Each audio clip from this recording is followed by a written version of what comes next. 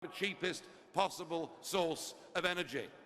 And I've no doubt some will say, and particularly as we're in a part of North London where the Green Party finds some favour, I've no doubt there are some that will say this is hugely environmentally irresponsible of me. But if you think about it, both of our aluminium smelters that have closed in the last few years, much of our steel production that has closed in the last few years, when it moves further east, those products are then produced to much lower environmental standards, and then guess what? The consumer products that we buy have to be shipped back. So it's not even as if we're cutting carbon dioxide emissions. What we're doing is trying to show our friends what wonderful, clean, green people we are, and we've damaged British manufacturing in doing it. I've also thought a bit about the pensions industry, which I know many of you in this room are directly involved in. And I think we all have to accept that for many women, who were used to the idea of retiring at 60, suddenly it is a massive shock to be told that 65, 66 and 67 is coming. And I just think what we could be doing with pensions is to do what sensible countries do. Countries like Norway, countries like Sweden, even countries like Italy have a flexible pension window where people are allowed to take their pensions a bit earlier, but to do so at a lower price. But I'm also concerned that the change to pension laws, the ability of people now to withdraw, to draw down the total sums in those pension funds, I'm concerned that a lot of people out there, frankly, are not sophisticated enough to understand what that means.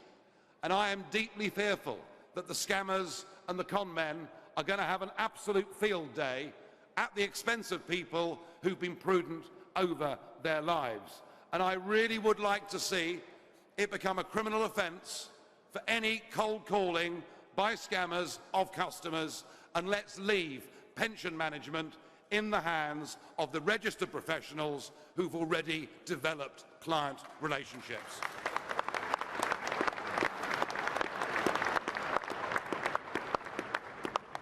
But the really big economic debate is about Britain's place in the world and about Britain's future.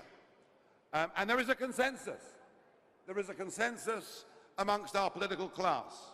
There is a consensus amongst much of our media class. There is a consensus, indeed, amongst the CBI and many of the big corporate businesses.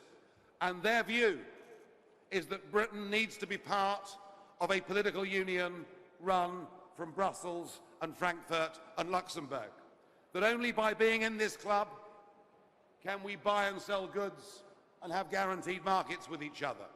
That only by being in this club do we have clout, to quote Nick Clegg, who said this to me 5 times in the debates I did with him last year, that only by being in this club do we have clout on the world stage. And I would like to give you completely the opposite alternative argument.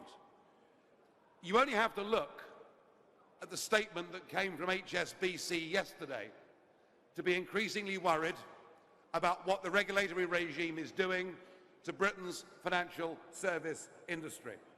It was at the end of 2010 when we transferred ultimate regulatory control over what is Britain's biggest business, and we transferred it to 3 new European regulatory authorities.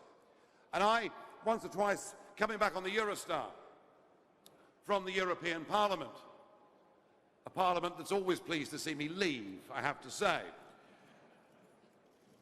And once or twice on Thursday evenings, I've been on that train and I've met people from the UK regulators who've admitted to me honestly that they go to Brussels once a week to take their orders. Our regulators manage the day-to-day management of our financial services industry, but we've actually given away control. Effectively, for nearly all of you in this industry, it makes little or no difference who gets the keys to the door of number 10 Downing Street, because all of the rules and regulations that affect your lives and affect your businesses are decisions that will be taken somewhere else and over which the British government and British Parliament have no say. Now, I speak as somebody who did actually have a job once. How about that? You know, somebody in politics that had a job. Remarkable. It's often said that I was more effective in the mornings than the afternoons, but there we are. But I did work in the commodities business, I did work in the metals business, and I did run my own company for the last 9 years. Surely, the point about the city, the point about our financial services industry, is we should not allow our politicians and our Eurocrats to denigrate the industry, to paint it out that it's just a handful of people who all make a fortune. Actually, there are hundreds of thousands of people who work in the city, who travel into work in cattle truck third world conditions, work incredibly long hours, under very great pressure, and most are not massively rewarded. But we need to be even bolder than that in fighting and defending this industry by pointing out that actually there are loads of financial services jobs in Birmingham and in Cardiff and in Newcastle, and it is the insurance industry, it is the pensions industry, and someone needs to stand up and start making a positive argument. Yes, things have gone wrong within the banking system, but we need to start making the positive argument for what is Britain's biggest industry. And an increasing focus and a regulatory regime that comes from the EU means the city will not get its future right. If our financial services industry is to thrive, it will do so as being the leader in a global business, not just a European business. And that really, I think, is the point. That really is the point. And very few people in politics seem to understand that. And I also feel that the level of business regulation that is put on our 5 million small companies and sole traders is in many ways so prohibitive that many of them are actually frightened of taking on staff, scared of expanding their companies. And I genuinely don't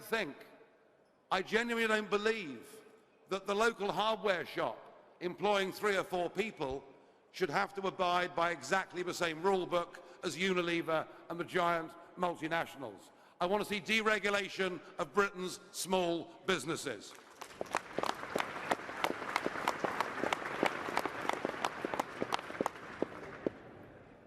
And what about Britain's place in the world? As I said, my friend Nick Clegg, well, when I say friend, he compared me this week to an angry Victor Meldrew, but I mean, there you are. It's an election campaign, I can live with it. I've had worse said. Nick's argument was that to negotiate trade deals on the world stage, we had to do so as part of a big European unit. What that means, folks, is we, as the world's 6th biggest trading nation, now do not have our own seat at the World Trade Organization. Indeed, in some tense debates over the last decade, British observers have been asked to leave the room. But the point is this: not only there are we not represented, but we are forbidden from making our own bilateral deals with any other country in the world. And we're told we're not big enough, we're not strong enough, we're not good enough. And this is all about, in my opinion, a collective lack of self-confidence that our political class has in this country, in its people, in its entrepreneurial flair and its businesses. Of course we're good enough. Switzerland has negotiated more global free trade agreements than we have without being part of the European Union. And Iceland, with a population of 300,000 people, has signed its own tariff-free deal with China. And this again, and it links back to my comments about financial services. The EU, folks, is an ageing, declining, ailing part of the world economy.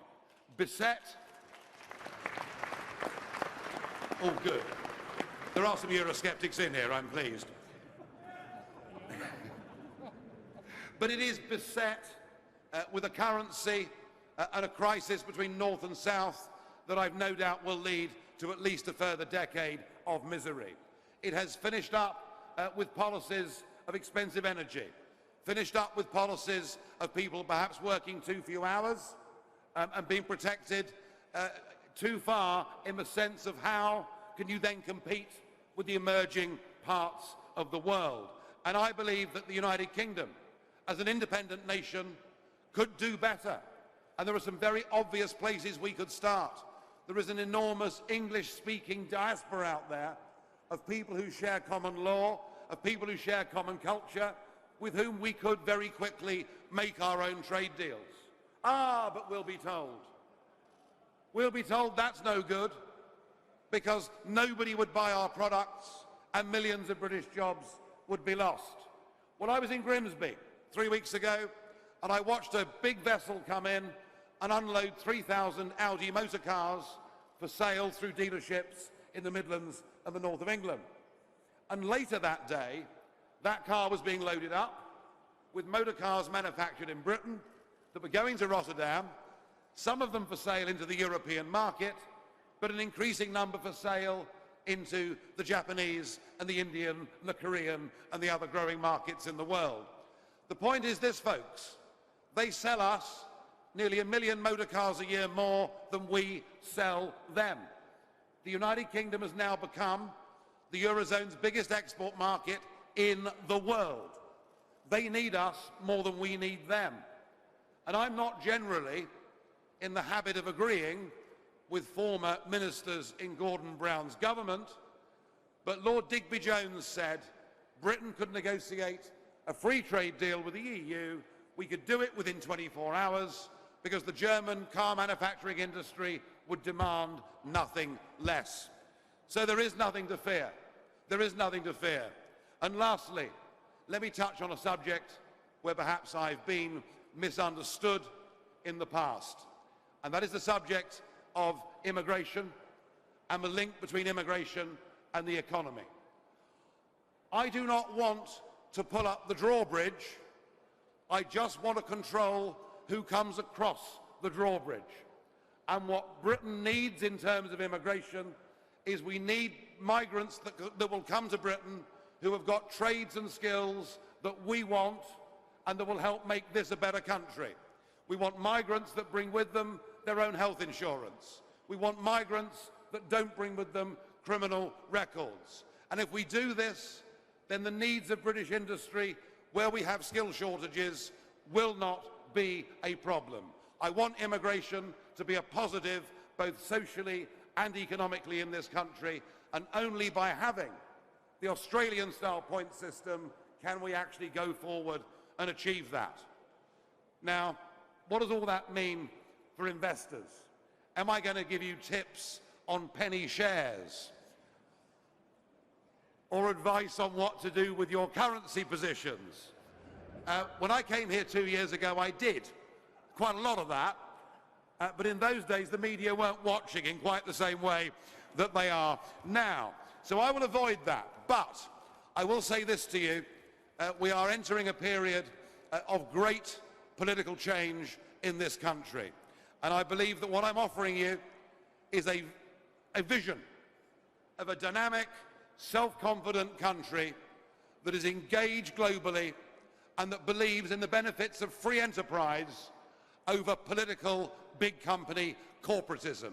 It is an economy that would be more dynamic, an economy that would be more open, an economy that would be more prosperous. I don't suppose I'm going to be in a position directly to do anything about this in 12 days' time, but if I get the opportunity to try and push for us to have a referendum so that we can decide our future, and thereafter to try and hold the next government to some form of sensible deficit reduction, then I would like to think I would have done something for investors in the United Kingdom.